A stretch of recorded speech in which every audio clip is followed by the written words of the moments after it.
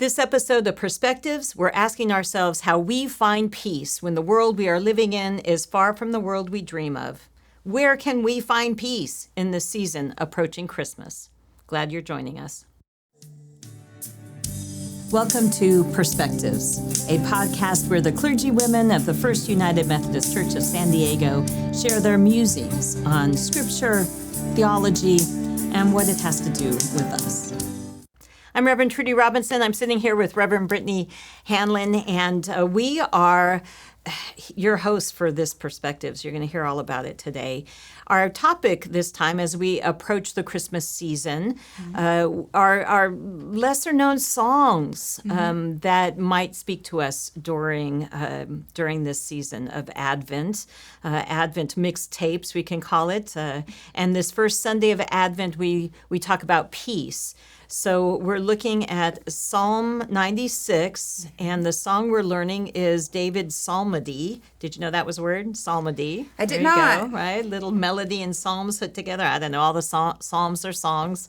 But we're taking a look at that and seeing how what we hear in David's psalm is able to give us an understanding, a deeper understanding of the peace that really is in front of us in this season. Yeah. So we hope that will be true for you as well. So the Psalms are like a song in that they often find a phrase and repeat it. So the songs end up being kind of a lot longer than they need to be, especially if you're just reading it as text. And so I've kind of taken out the duplicate phrases for our listening today just to make it a little bit more concise. You'll get all the points of this psalm. But if you want to read the whole thing, please go ahead and pick up a Bible and turn to Psalm 96. Here is the song in gist. Oh, sing to the Lord a new song. Sing to the Lord all the earth. Tell of his salvation from day to day. Declare his glory among the nations. He is to be revered among all gods, for all the gods of the peoples are idols. But the Lord made the heavens. Let the heavens be glad, and let the earth rejoice. Let the sea roar, and all that fills it. Let the field exult, and everything in it. Then shall all the trees of the forest sing for joy before the Lord. For he is coming. He is coming to judge the earth. He will judge the world with righteousness and the people with his truth. There you go. You know, I have a complicated relationship with David for many reasons. But I will say that I do appreciate the beauty in his psalms, particularly the ones of praise, not necessarily the ones that are smiting other people. But the songs of praise are always a reminder to me that, you know, David didn't have an easy life in many ways. I mean, he reached a level of status later on in life.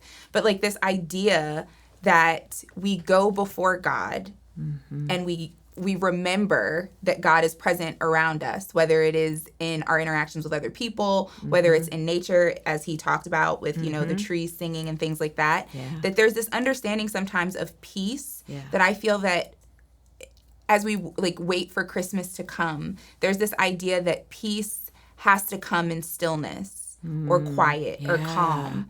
But usually that's not the world that we live in general. Right. So how do we find peace even in the midst of the chaos and the noise and the war and the division? You know, what does peace look like as we wait for this new baby to be born? Right, the season of Advent.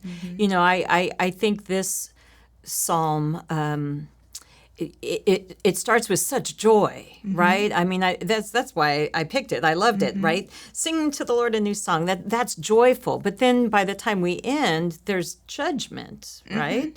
And if we look at it in the context, I mean, I can get behind this judgment because we have a lot of things we need to hold people accountable for. And so judgment, God's judgment especially, is welcomed, even if it might correct me. Yeah. So for me, the extremes are joy and judgment. That you know, it makes for a disharmony in the song. Somewhere in the middle, I think, is the peace. Right? Yeah. Right? So I think that's part of what I'm picking up when I hear this song. Where's the peace? You've got the song, and then you've got the judgment. And neither are full. Right. Rather, they're partial. Yeah. Right? Right? And that's what Advent is. Advent, right? Advent is this season where we're waiting for something that has already happened. A little ironic. Advent is the time where we celebrate where we are because we're waiting for the promise, right? But we're not there yet, right? So it's this in between song and judgment, between joy and judgment, between the here and the not yet, Advent and Christmas. It's the in between, right? Yeah. Yeah. I think that's a lot of life, though. I mean, Advent is a very particular season that we're talking about, but a lot of time in our lives, not just in this liturgical season, we're kind of in the in-between. Yeah. We're waiting for something while also striving for something else. I was reading in a book for my class called The Healers. It's an African novel that wonderful, but talks about colonialism. But there was this idea that you are pouring into the earth. You're pouring into generations that you may never see the fruits of your labor, right? But it's still important that you believe that healing is possible, even if you don't get to witness it with your own eyes. And so I think the same thing about peace in this situation. I think you still have to work for peace. You still have to believe that peace is possible, even if it doesn't come as you have prayed for it in your lifetime. Right. And also, I mean, that's like, anyways, there's also a way to have personal peace even in the midst of the strife of the world. Right. And I think that's the true teaching of Advent. That's right. Yeah. That's right. Because, boy, if we start looking around at the world, the not yet of it all, we can just get sunk with what's going wrong and the headlines and the wars that won't end and the dissatisfaction with so many things and the worry and the anxiety, right? And it feels pretty heavy. How on earth do you get out from under that, right? I'm stoked. Go ahead. You were gonna say something. I was just gonna say, no, go back. I'll come back to it. You'll come back to it. Come back to it. There you go. I was just gonna point out that this psalm it says, "Tell of God's salvation from day to day." And back when the Psalms were written, the salvation wasn't understood in the way that, Christianity has taken it to mean. Yeah. But salvation was I think a wholeness. At least that's how we can understand salvation today, a being made whole. Right. And I love the fact that it says day by day, because you aren't made whole immediately. Girl. Right?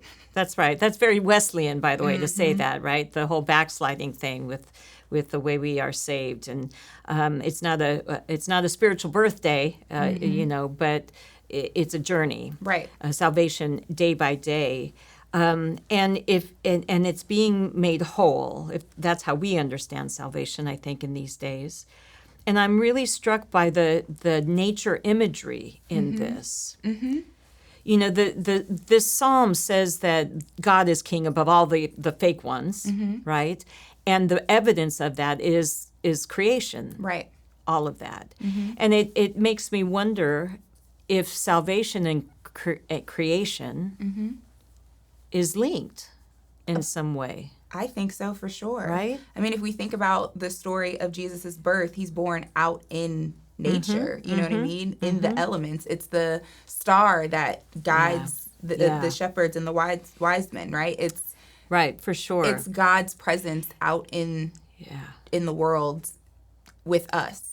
I think there might even be something more than that, right? Yeah. I mean, I think when reading commentaries for this, the salvation point of it, scholars would say, yes, it's not just personal salvation, but it's communal salvation with the justice and the judgment and all of that kind of stuff.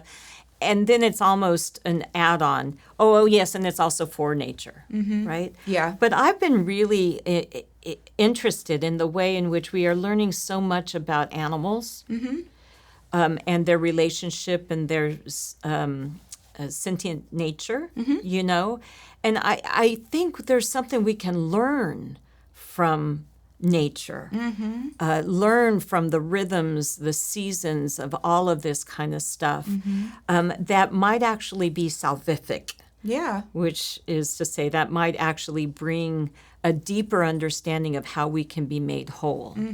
Right? For I think sure. that's a really pretty powerful idea. I agree. Somebody should write a book about that. Maybe it should be you. Oh, but it's not it's me. not you? Somebody probably has. Well, we should Google it. And it's probably really sad that I've just now come to think, yeah, we can learn from looking around us and to really paying attention.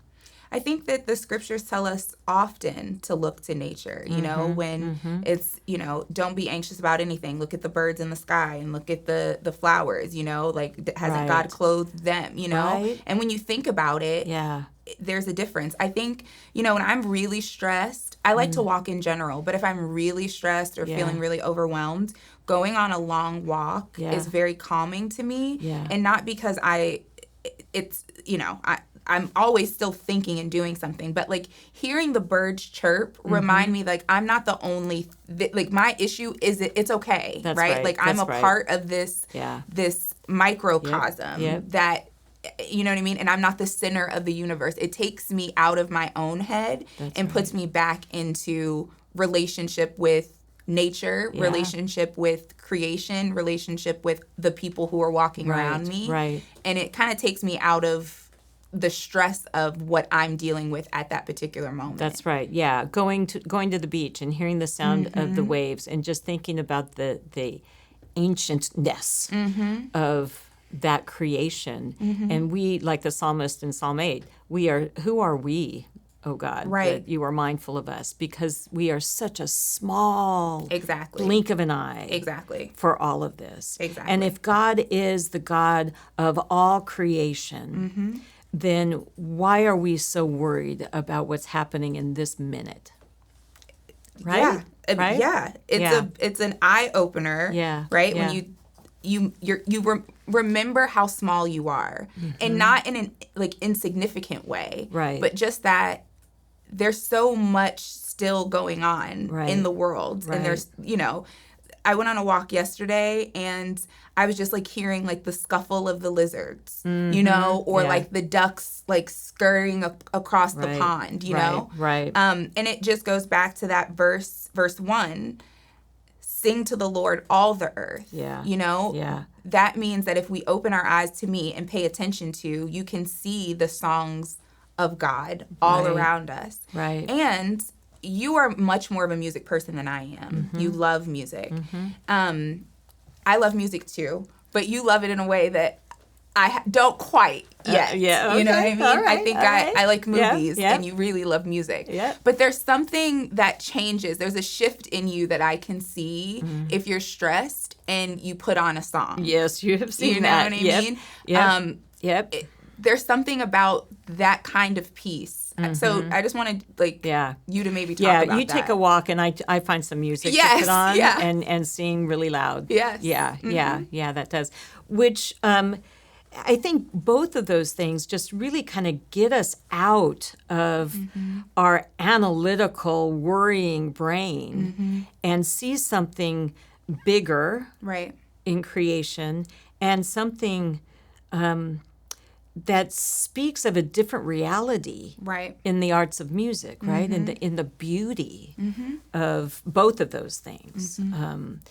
And yet, when I think of, and yet we can't ignore what's happening, right? Of course, yeah. But it can be a touchstone that we come back to all the time, that we can constantly try and hone our awareness to see what God has made without any of our help, and what will survive definitely longer than any of us. But to be able to have that touchstone to come and then let that well up a gratitude and a sense of peace that, you know what I do, maybe I'll move the marker that much in one person's life. And that matters, but I don't have to do it all. I don't have to do it all. Yeah. And I also think in nature, it shows us something that challenges our way of being, challenging our way of making what we dream for real, right? In nature, it's quite natural for the lion to eat the lamb, for instance, and yet the lion doesn't take more than it needs, and it's quite natural to die. And to know when to and not prolong. It's quite natural to age, right? And there are seasons, and there will be times in life that are difficult and times that are amazingly joyful, right? So I think that's what I was trying to hint at when I talked about salvation through nature in our study and understanding of nature. It adds a different element to who we are, and it takes us off the pedestal of the people who have to change and perfect everything on our own, thank you very much, but to one who is part of a whole that is beyond our control, and we should just enjoy it every once in a while. I agree. I think that there's a beauty in the animals and in the trees and in the stars, that they are what they are. Yeah. They exist as they exist. Right. A dog is not trying to be a cat. You know, a lizard is not trying to be a squirrel. Like, they are who they are. They exist how they exist. And there has to be peace that comes from that. Right? A peace that is hard for us to imagine, I think. Yeah. I had one commentary that I came across said reading this psalm reminded them of the Belgic confession. I know nothing about the Belgic confession. I don't know anything about that. But it was quoted in the commentary, and it says this, we know God by the creation, preservation, and government of the universe, since that universe is before our eyes like a beautiful book in which all creatures, great and small, are as letters to make us ponder the invisible things of God. God's eternal power and divinity, as the Apostle Paul says in Romans 1:20. All these things are enough to convict humans to leave them without excuse. It's pretty good. That's a really good confession. Right? Shall we look into the Belgic maybe religion? We should. Maybe. Yeah, they speaking something. They're speaking They said something there. There you go. But I also think it's very reflective of the psalm, of David's ancient song. Yeah. I think in Advent, the reason that, you know, we sing these songs, O come, Emmanuel, is because we are anticipating, right? Right. But that in between. But there's something beautiful about this psalm that acknowledges what already is. Yeah. And, you know, all the Christmas songs don't always do that. Exactly. I mean, I was kind of looking, you know, for our Advent Mixtape, the whole lesser songs, you know. I went to look at some familiar songs, and I actually chat GPT'd the question, what Christmas songs, secular Christmas songs, might be similar to Psalm 96? It gave me Winter Wonderland, and it's gone away is the bluebird, here to stay is the new bird. Sing a love song as we go along, walking in a winter wonderland. I think that I could get with that one, right? Yeah. But you look at the rest of the lyrics, and it's all pretty light and cheery. That's Christmas for folks. Exactly. You know? It doesn't quite get down to the, but what about Asian bird flu or whatever? Right. That caused the old bird to die. I'm being silly, but the real things that are what we want to be gone and changed, right? Yeah. They're not in the Christmas songs. I mean, we sing, like, you know, so many Christmas songs. What's the one? Oh my goodness. We're the Christmas song that's so long, 12 Days of Christmas. Oh, yeah. Oh, my goodness. Such a fun song to sing. Is it, though? But, I mean, it's fun in a group. But it's like this idea of giving and receiving. Yeah. But I think of so many people who are going without. Yeah. You know what I mean? Who don't have enough under their tree. Yeah. They're not going to get the... 7 maids of milking, is that it? That's right. Whatever. 7 maids of milking. I think I got it right. That's right. But there's a song that comes to me when I think about this Advent season time every year about waiting and also knowing. Right. And waiting for something to be and also recognizing what is already here. Yeah. And the song is called Already Here. Ooh. And to me, these words remind me of Advent because it's the waiting, it's the in-between. So we watch and we wait, Lord. We anticipate the moment that you choose to appear. Yeah. We worship, we praise until there's no debate, and we recognize you're already here. So it's like the both and, right? Like we're waiting for this newness that God will bring, also recognizing that God is here in the midst of us already, always, right now, and forever. Yeah, yeah. Even though we're still waiting for things to be different, for life to look different, for policies to change, for people to be prioritized. Wow. You know? Yeah. I love this psalm. And I think because of this, you know, I first loved it because it says sing a new song, and I'm all about singing a new song, as you know. I do know. You've heard me sing in the car several times. But but it's also very real in what it points to and what the reality is. And so I hope this is going to be something that people can value, especially this conversation. Thanks for sharing your perspective. Thanks for having me. Just kidding. I'm glad to be here.